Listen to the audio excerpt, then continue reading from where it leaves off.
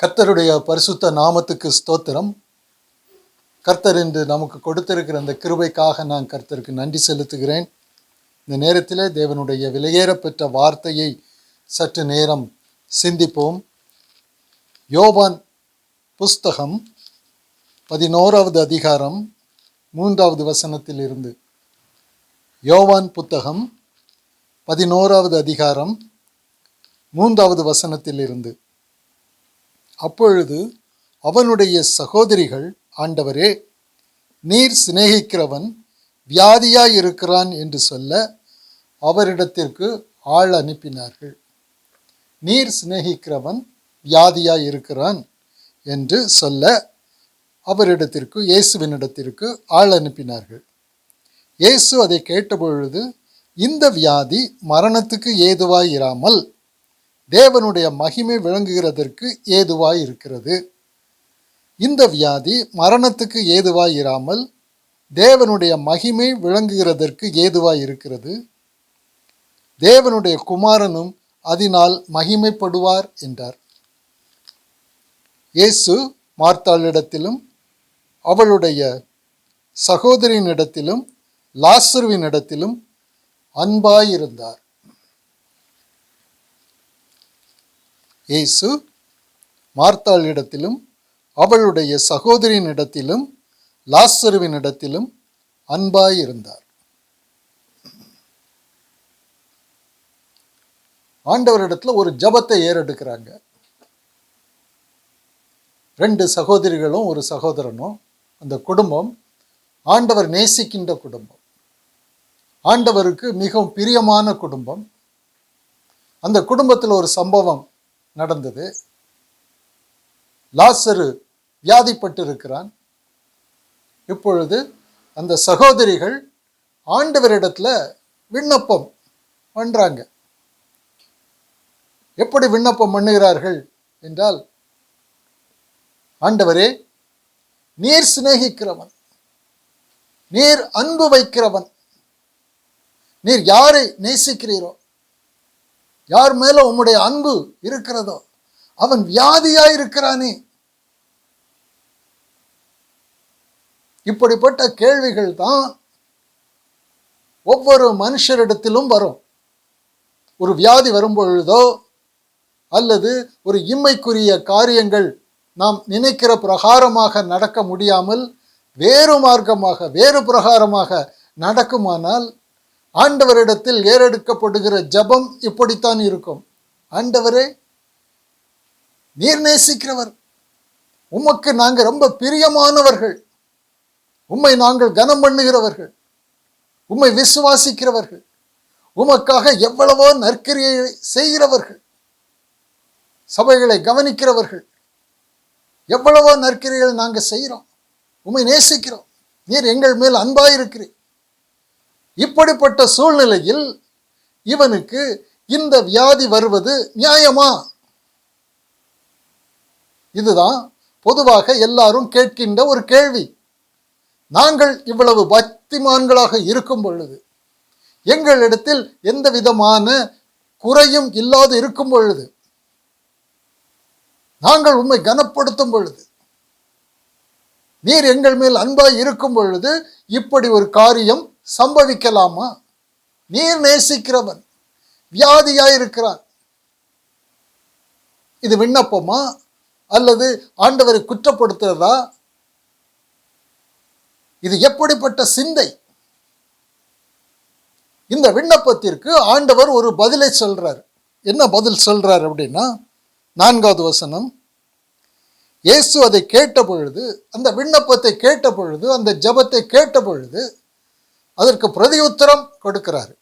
இயேசு அதை கேட்ட பொழுது, இந்த வியாதி மரணத்துக்கு ஏதுவாய் இராமல் தேவனுடைய மகிமை விளங்குவதற்கு ஏதுவாய் இருக்கிறது. தேவனுடைய குமாரனும் அதனால் மகிமைப்படுவார் என்றார். சகோதரிகளுடைய சிந்தை எப்படி இருக்கிறது? கர்த்தருடைய சிந்தை எப்படி இருக்கிறது? சகோதரிகள் சிந்திக்கிறது, எங்களுக்கு ஒரு உபத்திரவம் வந்தாச்சுது. இந்த வியாதி எங்களுக்கு உபத்திரவம், இந்த சூழ்நிலை எங்களுக்கு ஒரு போராட்டம், ஒரு பாடு, ஒரு கஷ்டத்தை எங்களுக்கு கொடுக்கிறது. உலகத்தில் அனைவரும் சிந்திக்கிறது இப்படித்தான் இருக்கும். இது எங்களுக்கு கஷ்டம், இது எங்களுக்கு நேரிடக்கூடாது. பேதுரு ஆண்டவர்கிட்டே கேட்டார்ல, ஆண்டவரே இது உமக்கு நேரிடக்கூடாது. மத்தேயு 16வது அதிகாரம், மத்தேயு புஸ்தகம் 16வது அதிகாரம். அவருக்கு ஆண்டவர் மேல அவ்வளவு பிரியத்துல அவர் சொல்றார். 21வது வசனம், மத்தேயு 16:21. அது முதல் இயேசு தாம் எருசலேமுக்கு போய் மூப்பராலும் பிரதான ஆசாரியராலும் வேதபாரகராலும் பல பாடுகள் பட்டு கொலையுண்டு 3ஆம் நாளில் எழுந்திருக்க வேண்டும் என்பதை தம்முடைய சீஷர்களுக்கு சொல்லத் தொடங்கினார். இப்படி என்னுடைய வாழ்க்கையில சம்பவங்கள் நடக்கப் போகிறது. பிரதான ஆசாரியராலும் எருசலேமில் மூப்பராலும் பிரதான ஆசாரியராலும் வேதபாரகராலும் பல பாடுகள் பட்டு கொலையுண்டு 3ஆம் நாளில் எழுந்திருக்க வேண்டும் என்பதை தம்முடைய சீஷர்களுக்கு சொல்லத் தொடங்கினார். 22வது வசனம், அப்பொழுது பேதுரு அவரை தனியே அழைத்து கொண்டு போய் எனக்கு பின்னாக போ சாத்தானே,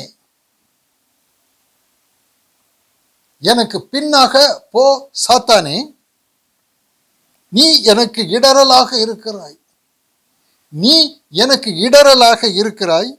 தேவனுக்கு ஏற்றவைகளை சிந்தியாமல் மனுஷருக்கு ஏற்றவைகளை சிந்திக்கிறார். உன் பிரச்சனையே உன் சிந்தையில தான் இருக்கு. ஒரு சூழ்நிலை, ஒரு சம்பவம் உன்னுடைய வாழ்க்கையில் நடக்கும்போது நீ அதை பிரச்சனையாக உருவாக்குகிறதே உன்னுடைய சிந்தை, மாமிச சிந்தை. பேதுரு தனியா அழைச்சிட்டு போய் ஆண்டவர் மேல் உள்ள தன்னுடைய அன்பை காட்டுறாரு. ஆண்டவர் தன்னுடைய அன்பை எப்படி காட்டுறாரு? எனக்கு பின்னாக போ சாத்தானே, நீ தேவனுக்கு ஏற்றவைகளை சிந்தியாமல், உன் சிந்தை ஆவியின் சிந்தை அல்ல, உன்னுடைய சிந்தை மாம்சத்தின் சிந்தை. மனுஷன் சிந்திக்கிற பிரகாரமாக நீ சிந்திக்கிறாய். உனக்கு தேவன் சிந்திக்கிற பிரகாரமாக நீ சிந்திக்கவில்லை. நீ தேவனுக்கு ஏற்றவைகளை சிந்தியாமல் மனுஷருக்கு ஏற்றவைகளை சிந்திக்கிறாய் என்றார். அப்பொழுது இயேசு தம்முடைய சீஷர்களை நோக்கி, ஒருவன் என்னை பின்பற்றி வர விரும்பினால் அவன் தன்னை தான் வெறுத்து தன் சிலுவையை எடுத்துக்கொண்டு என்னை பின்பற்ற கடவன். ஆண்டவருடைய சிந்தை வேறு, மனுஷனுடைய சிந்தை வேறு. மார்த்தாளும் மரியாளும் ஆண்டவர் இடத்துல போய் சொன்ன காரியம் அவங்களுடைய மாம்ச சிந்தை. நீர் நேசிக்கிறவர், நாங்க உம்மை நேசிக்கிறோம், கனம் பண்றோம். அப்படிப்பட்ட குடும்பத்தில் உள்ளவர்கள், எங்களுக்கு இந்த வியாதி, இந்த கஷ்டம், இந்த போராட்டம், இந்த பிரச்சனை, இந்த பாடு எங்களுக்கு வந்திருக்கிறது என்று சொல்றாங்க. அவங்க தேடுகிறது என்ன? அவங்களோட மாம்ச சிந்தையை ஆண்டவர் இடத்துல சொல்றாங்க.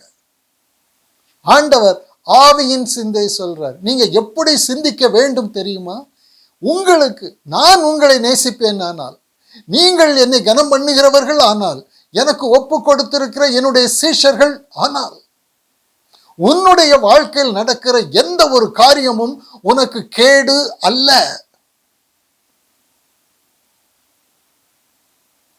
உன் சிந்தையை மாற்று. நீ எப்படி சிந்திக்க வேண்டும், நீ எப்படி சிந்திக்கிறாய், உன் சிந்தையை மாற்று. நீ தேவன் சிந்திக்க வேண்டிய பிரகாரமாக நீ சிந்திக்க வேண்டும். தேவனுக்கு ஏற்ற பிரகாரமாக. தேவன் நான் அப்படிப்பட்ட சிந்தை உள்ளவனாக இருக்க வேண்டும் என்று விரும்புகிறார். ஆண்டவர் எப்படி சிந்திக்கிறாரோ அப்படி நீ சிந்திக்க கற்றுக்கொள். அவர் கற்றுக் கொடுக்கிறார். உனக்கு ஒரு பிரச்சனை வருமானால், நீ உன்னை எனக்கு ஒப்பு கொடுத்திருக்கிறாயே, நீ என்னுடைய மரணத்தை விசுவாசிக்கிறவன், என்னுடைய உயிர்த்தெழுதலை விசுவாசித்து மறுபடி ஜனிப்பிக்கப்பட்டவன், நீ ஆவிக்குரிய ஜீவன். உன்னுடைய வாழ்க்கையில் ஒரு காரியம் சம்பவிக்குமானால் என்னுடைய உத்தரவு, என்னுடைய அனுமதி இல்லாமல் ஒரு காரியமும் நடக்காது. உன்னுடைய வாழ்க்கையில் நடக்கிற ஒவ்வொன்றுக்கும் நான் பொறுப்பு. நான் பொறுப்பெடுத்து கொண்டிருக்கிறேன். உன்னை நான் நேசிக்கிறேன் என்றால் உன்னை நான் பொறுப்பெடுத்து கொண்டிருக்கிறேன்.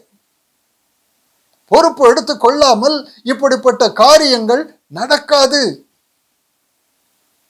ஒரு சிந்தை எப்படி இருக்கிறது என்றால் பௌதீக சிந்தை, மாமிச சிந்தை, மனுஷ சிந்தை, உலக சிந்தை. உனக்கு இப்படிப்பட்ட சிந்தை இருக்குமானால், நீ இந்த காணக்கூடிய இந்த ஐம்புலன்களை கொண்டு, மனுஷ சரீரத்தை கொண்டு நீ சிந்திக்கின்ற சிந்தை பௌதிகத்தில் உள்ள காரியங்களை மட்டும்தான் உனக்கு காட்டும். இந்த பௌதிக உலகத்தில் நடக்கின்ற சம்பவங்களை மட்டும் உனக்கு காட்டும். அவ்வளவுதான் உன் சிந்தை. அதுக்கு பின்னணி என்ன, திரைக்கு பின்னாடி என்ன நடக்கிறது என்பதை உன் மாம்ச சிந்தை உனக்கு காட்டாது. ஆண்டவர் சகோதரிகளுக்கு சொல்லக்கூடிய உத்தரவு இதுதான். உங்க சிந்தை பௌதிகமாக நடக்கிற சம்பவங்கள், என்னை நேசிக்கிற, நான் உங்களை நேசிக்கிற, உங்களுடைய வீட்டில் உங்கள் குடும்பத்தில் நடக்கிற ஒவ்வொரு காரியத்திற்கும் பின்னணி என்ன என்பதை நீங்கள் அறியவில்லை. ஏன் அப்படின்னா, உங்களுடைய சிந்தை மாமிச சிந்தை தவிர ஆவியின் சிந்தை தேவ சிந்தை அல்ல. மாமிச சிந்தை உலகத்தை மட்டும்தான் காட்டும். உலகத்துக்கு பின்னாடி, திரைக்கு பின்னாடி இருக்கக்கூடிய ஆவிக்குரிய உலகத்தில் நடக்கிற காரியங்களை உங்களுக்கு காட்டாது. நீங்கள் அதை சிந்திக்கவும் முடியாது. பிசாசினுடைய காரியமே உங்களை மாம்ச சிந்தையில் வைத்துக் கொள்ளணும். இந்த உலகம் என்கிற வட்டத்திற்குள், பௌதிக உலகத்திற்குள் வைத்துக் கொள்ள வேண்டும். அதற்காக அவன் மாம்ச சிந்தையை ஊக்குவிக்கிறான். அதனால்தான் பேதுருவை பார்த்து ஆண்டவர், எனக்கு பின்னாக போ சாத்தானே, உன் சிந்தை இம்மைக்குரிய சிந்தையாக இருக்கிறதை தவிர திரைக்கு பின்னாடி பிதா நடப்பித்துக் கொண்டிருக்கிற ஆவிக்குரிய காரியங்களை குறித்து நீ சிந்திக்க முடியாத மனக்கண் குருடனாக இருக்கிறாய். மனக்கண் குருடு. அதன் விளைவு இன்று உனக்கு துக்கம், கண்ணீர், போராட்டம், பாடுகள் எல்லாம் உன் மனக்கண் குருட்டினால் வந்திருக்கிறதே தவிர அதில் எந்த விதமான கேடு உனக்கு இல்லை. நீ உன்னை எனக்கு ஒப்பு கொடுப்பாயானால், என் மரண உயிர்த்தெழுதலை விசுவாசிப்பாயானால், நீ மறுபடி ஜனிப்பிக்கப்பட்ட தேவ பிள்ளை ஆனால், உன் வாழ்க்கையில் நடக்கிற அத்தனையும் என்னுடைய பொறுப்பிலிருந்து வருகிறது. இங்க உனக்கு மாம்ச சிந்தை வர வேண்டிய அவசியமே இல்லை. மாம்ச சிந்தையில் பேதுரு இருந்தது போல இங்கே மார்த்தாளும் மரியாளும் மாம்ச சிந்தையில் இருக்கிற இந்த வியாதி, உனக்கு சம்பவிக்கிற இந்த சம்பவம் உனக்கு எந்த வகையிலும் கேடு உள்ளது அல்ல. உன் சிந்தை இந்த சம்பவத்தை கேடு உள்ளதாக காட்டும். ஏனென்றால் இந்த உலகம் என்கிற வட்டத்திற்கு வெளியே நடக்கக்கூடிய ஆவிக்குரிய உலகத்தில் தேவன் என்ன செய்து கொண்டிருக்கிறார், கிறிஸ்து என்ன செய்து கொண்டிருக்கிறார் என்பது உனக்கு தெரியாது. ஆண்டவர் உனக்காக எவ்வளவு பிரயாசப்பட்டு கொண்டு இருக்கிறார் என்பது உனக்கு தெரியாது. நீ பௌதிகத்தை மட்டும்தான் பார்க்க முடியுமே தவிர அதை தாண்டி இருக்கக்கூடிய ஆவிக்குரிய உலகத்தில் நடக்கிற காரியங்கள் உனக்கு புரியாது. நீ மாம்ச சிந்தையில் இருக்கிறது வரை அதை நீ எதிர்த்து கொண்டே இருப்பாய். ஒரு மனுஷன் மாம்ச சிந்தையில் இருக்கிறது வரை அந்த மாம்ச சிந்தையே அவனை வஞ்சித்து கொண்டே இருக்கும். மாம்ச சிந்தை வஞ்சகம்.